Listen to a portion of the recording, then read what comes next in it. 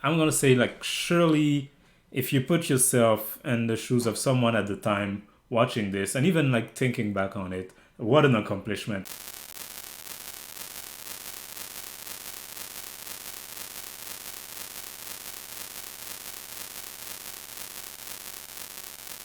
What's up, everybody? I'm Rick. And I'm Anna. And welcome to our review of Trader Horn. This review is part of our goal to watch every movie that was nominated at the Academy Award from 1927 to 2028. So, for those of you who don't know, the way we do these reviews, of course, is the first part we're going to talk about the movie spoiler free. If you haven't seen the movie, don't worry, we won't ruin the whole story for you. And the second part will go a bit deeper in some of the elements that we want to talk more about. But with spoilers, so beware. We will warn you though before we get to the spoilers, so don't worry about that. Before I ask you, Anna, what you thought about this movie, I want to give you a few details, a few information about this movie, how it came to be, some general facts. Trader Horn, MGM movie, like many of those that we've watched. Right in those days. Came out on May 23rd, 1931. It is based on the book of the same name, which is about the life and adventures of Alfred Aloysius Horn, also called Trader Horn. Real person. That's a real character? A real historical character? The story of the movie is not real, but the person, Trader Horn, is a real person. Wow. Who wrote a book about his adventures in Africa. And the movie takes element from that, but the story is not real. I did not expect that. I did not expect that. It is directed by Woodbridge Strong Van Dyke, also known as W.S. Van Dyke. Stars Harry Carey as Trader Horn. Duncan Renaldo as Peru, Edwin Booth as Nina Trent, Mutia Omolu as Rencharo. Those are our main characters. Pretty much, the main characters. Yeah. Here, let's get into some of the more interesting details about tell me. Production of this movie, which was not an easy movie to make. I would imagine. Yeah, especially during that time. We're talking in the 30s, trying to film this movie in Africa with the kind of equipment that they had at the time. Many accidents and delays occurred during the filming. Many of the crews, including the director W.S. Van Dyke, contracted malaria. Okay. Yeah. An African crewman fell into a river and was eaten by a crocodile, while another one was killed by a charging rhinoceros. A dangerous movie to make. Okay. Yeah. Were they not prepared, or they didn't know what they're getting themselves into? They had I'm sure they didn't know what they were getting themselves into. They had locals to help them, but of course you can't totally rule out incidents, especially when you do that kind of thing, which was really the first time that a production of this size was attempting something like this. The rhinoceros, murderous rhinoceros, was captured on film, and the scene was used in the final thing. Yeah. Oh my God, no. Mm-hmm. The female lead. Oh, I see your shocked face. So before I moved on, yeah. The female lead, Edwina Booth, became infected, probably with malaria and other stuff during the filming. It took 6 years for her to fully recover. She had to retire from acting soon after and sued MGM. Did she win? I don't have that information. Okay. But I hope so. I mean, considering just what you told me so far, I wouldn't be surprised if half the crew people sued the production yes. company. Yeah. A song crew was sent halfway through filming, but were unable to produce good quality work. So they reshot a lot of the dialogue sequences in an MGM studio. But then there was a rumor going around because of that most of the film was shot in studio and not on location. So a lot of those reshot scenes were not used. So you made a comment while we were watching about the sound being bad.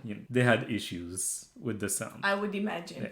Yeah. Many of the animal scenes were filmed in Mexico by a second unit to avoid American laws on the ethical treatment of animals. For example, lions were reportedly starved to promote vicious attack on hyenas, monkeys, and deer. I'm actually quite surprised that they even considered how they were treating animals. Mm-hmm. Like I really thought, watching this movie, I thought, oh, in the 30s, probably nobody cared one bit about that. Like it wasn't even an issue, like a topic of discussion. Well, what I'm more surprised about is that they knew what they were doing was wrong, and so they went to film in another country. Yeah. The movie was well received, made a profit at the box office, and also got one Academy Award nomination for Best Picture. Which is why we're watching it. Yes, exactly. We've watched it, actually. MGM also remade the movie in 1973. The story of the remake is kind of different, but they still use some of the shots from the 31 version, but tinted like colored. And so, yeah, that's all the information I have for you. So let's get into discussing the actual movie rather than the things surrounding it. Spoiler free, of course, for the first half of our discussion.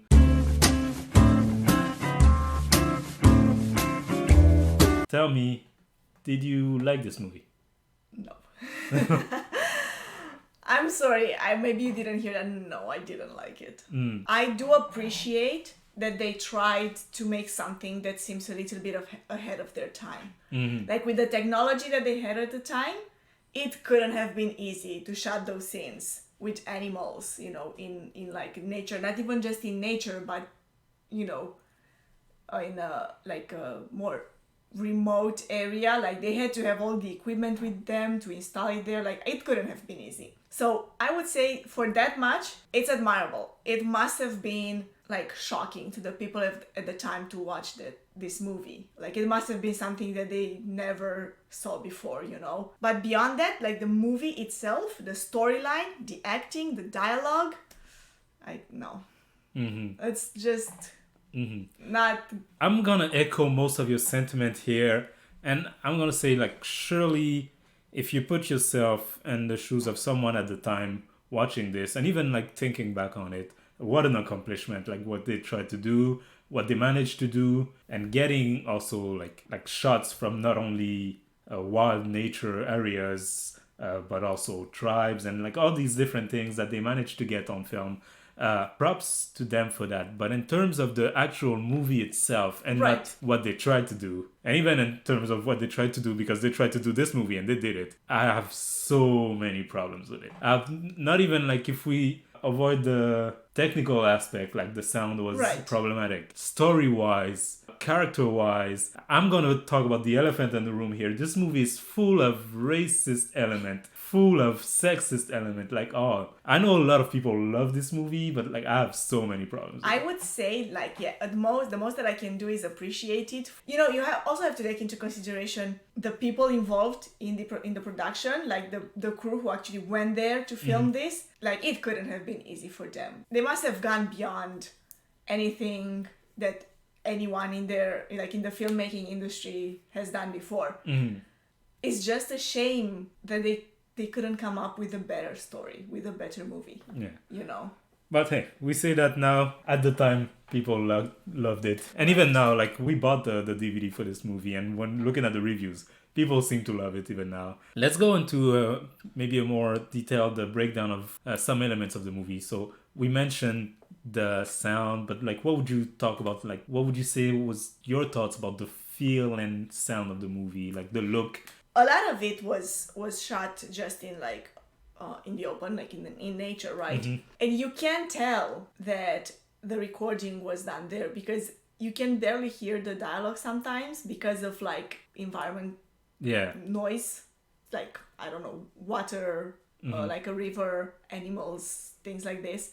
It is problematic because they probably didn't have this. I mean, certainly they didn't have this kind of like modern sound system that we have today. Or even if it's not, because sometimes you can tell it's not recorded as one. The problem is you can tell. The sound mixing is also not very good. Like when towards the beginning of the movie, you hear some chanting, and at the same time the characters are talking, and the two are like not well superimposed. You hear one super loud and the other super low, and you're like, what is even happening? Obviously, they knew even at the time that there were problems problems with the sound. Yes, but as I was saying, I'm not mad with it, you know? Yeah. It does make it a little bit difficult sometimes to understand the dialogue, which is the only real issue, but I'm not mad with what it sounds like overall, just because I'm aware that it was the technological limitations of the time. They couldn't have done better. I don't think they could have done better. And they did a great job, like, in terms of the look of it, like filming scenes from not only like I was saying, nature, but also the tribes and all these different elements. Yes. I think in terms of like the shots that they took. I feel the same way. There is at least one scene where it was so obvious that they were actually in front of a screen. Well, yeah. Yeah, you know, like they're in a boat on a river, and you see like things moving on the banks of the river, like animals and stuff like this, and you can tell they're in front of a screen. That's one of the shots that they redid, probably. You know? Possibly, yeah, most likely. But even then, like even when you can tell, it doesn't look bad, you know. It looks like an old movie, but it looks like it's interesting to watch. It's still interesting to watch, even today. Yeah. Now, what did you think of the performances of the actors? I mean, you know, I really can't think of one actor that I actually thought was that good. I think they did a good job for most of them, except the girl. I think Horn was like the main character. Trader Horn was also not. I don't know. I didn't really like. I feel like I wouldn't give any of them an award for acting, but none of them annoyed me except Nina. And then I mean, yeah, she was just sometimes she was unbearable to watch to me, actually. And in terms of the story, I think we touched on the story a little bit beforehand when we did our general impression, and we'll touch on the story in the deeper details. I know it's probably discussion, so I'd like to transfer to that directly now. But before we go there, would you recommend this movie? I'm pretty sure you wouldn't, from the way you've been talking about it. No. I'm saying this, like, you know, I feel like in every movie there is something that you can appreciate, and as I said, and as you said too, the shots of nature and the imagery are very interesting. So by all means, if you're interested in seeing that, you could watch it to see what it looks like, you know, what something shot in nature back then looks like. But beyond that, like, this is not a movie that I would recommend. Yeah, I don't recommend it. Don't watch this. Let's move on to our spoiler discussion. So if you guys haven't seen the movie or mind about being spoiled, I invite you to leave right now. Leave us a like if you like this video. Comment in the section below. Subscribe and come back for our next video. But for those of you who don't mind getting spoiled, let's get right into it.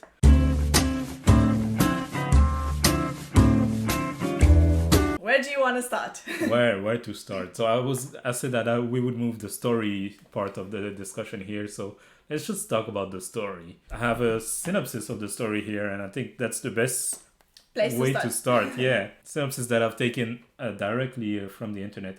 2 traders learned that the daughter of a missionary was captured when she was young by a tribe. The synopsis says savage tribe, I deleted that. By a tribe who now worship her as a goddess. Will the duo be successful in rescuing her from the tribe's men? That is basically our plot. And I wanted to point out the part that I deleted because that's where I want to start. This movie, to me, like, racist connotations were everywhere. Not only like how they call them savages, ignorant, children, monkey, like, bring them anything you can think, pejorative, like insult and something. At the end of the movie, their guide, or Horn's associate, dies, and and we're supposed to feel sad, like, oh, they have such a bond, they were together, but no, he was treating him like crap the whole time. Yeah, like you don't feel that connection between them, so you can't feel sorry like at the end I'm supposed to believe that he's sad for this guy who he was telling earlier in the movie, if I tell you to die, you do it, you do whatever I say, Yeah, exactly. Racism was a big issue with this movie. Sexism was a big issue with this movie. Nina's character, which when you first see her, is almost represented as like, oh, look at that. They respect her because she's strong, she's fierce, she knows she's grew up there, she knows the land, maybe even more than Horn. Right. But as soon as they take her out of that element, she becomes like damsel in distress who's... Right, yeah, she needs to be carried around, like she's scared of... And I was wondering about that, like, she grew up there with that tribe, but she was afraid of everything around, everything that moved. It's like, oh my god, this is the first time I'm seeing a lion. You exactly. live here. You live there, like, it can't be. It doesn't match, Yeah. you know? No, and they have to save her. Even Peru is actual first time here. Right. Is rescuing her. He's the one protecting her. And the basis of the story, really, to begin with, is problematic. So they kidnap this little girl when she's a kid, and then she becomes their goddess. Like, what is that? I actually asked you about this as we were watching the movies because I was so confused. I was like, why is she like their leader? Why do they all fear her? Like, it makes no sense. She's a little girl that they kidnapped. They wouldn't have made her goddess. But yeah, I can't help but like point out to the element that like, oh, this tribe of black men kidnapped this young blonde white girl and makes her the leader, Yeah. And the number of time in this movie where they talk about like racial divide as if it was the most normal thing, like, oh, us white need to stick together. Oh, right. Oh, the blacks they do. Like, oh my god, this movie made me cringe. Every line that was uttered, someone wrote this, and I understand, this was a different time. I never find that that's an acceptable excuse, Yeah, no, I completely agree. Any specific element, storytelling wise? There is something actually. Yeah. Like I'm curious if you read about this while looking up the movie about the tribes that they're filming. Mm-hmm. Like, are they filming like tribes? Because they went there, right, to film. Yeah. So are they filming tribes in their like natural environment, or did they set up like, oh, we want you to look like this, we want you to do this? Like, is it? I think they film authentic tribes. Okay. Because they were showing the Maasai. I remember seeing documentaries about the Maasai.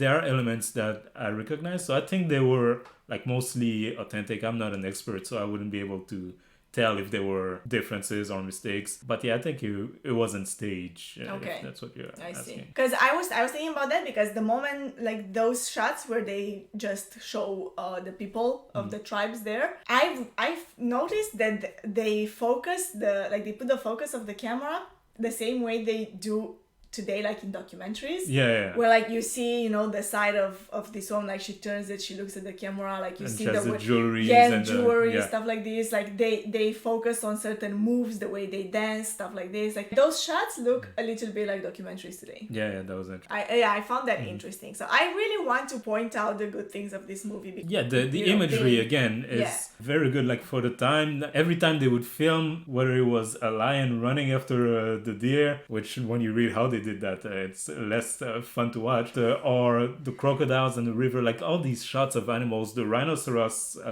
charge. That scene, right? You did mention that they actually used the scene. The capture of the rhinoceros who killed the crew. They also used the idea, like in the movie, they do shot a rhinoceros like killing one of the tribe members, but you can tell that one is not real.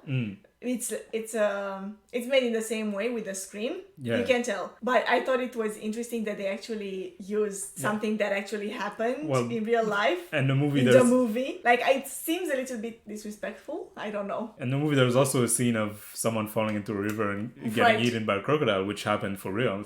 Yeah, exactly. I guess. Yeah. I don't think we can go on too much without just treading the same waters. Interesting movie, imagery-wise. Great accomplishment for the time in terms of like going there and filming, getting all these tribes, getting all these animals. The safari feel a success. Everything else, failure, in my opinion. Movie-wise. Yeah. But hey, they can't all be great. And if you disagree with us, you are totally... and you're right. Tell us in the comment section below what you thought of this movie. If you've seen it, like this video if you did. Subscribe. If you want to see us watching more movies or doing other stuff, this channel is a bucket list channel. It's not just a movie reviewing channel. We have a bucket list of 101 things that we want to do in our lifetime. And this channel is dedicated to that. Subscribe if you want to see more of that, and have a nice day.